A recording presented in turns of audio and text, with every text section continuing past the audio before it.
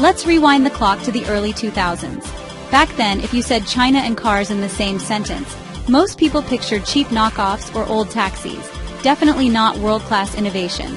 But fast forward to today, and China's auto industry, it's rewriting the rules of the global game.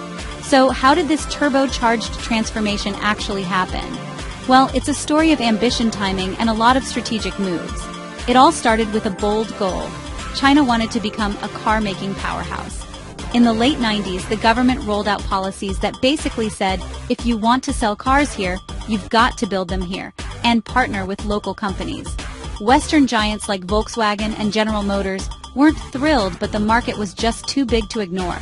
By forcing these joint ventures, Chinese companies got a front-row seat to decades of automotive expertise.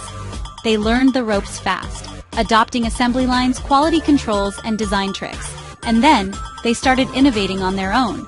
But here's the real game changer: electric vehicles. While the rest of the world was dabbling in EVs, China bet big. The government poured billions into battery tech, charging stations, and consumer incentives. Suddenly, new brands like BYD and NIO weren't just catching up, they were leaping ahead. Now, China builds more electric cars than any other country.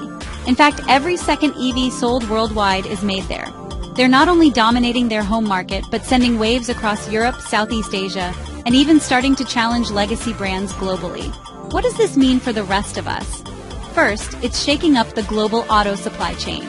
Chinese companies control much of the world's battery production and crucial minerals. If you drive an EV anywhere, odds are some of it came from China. Second, competition is heating up. Affordable, tech-packed Chinese cars are forcing traditional car makers to rethink their strategies, speed up innovation, and slash prices.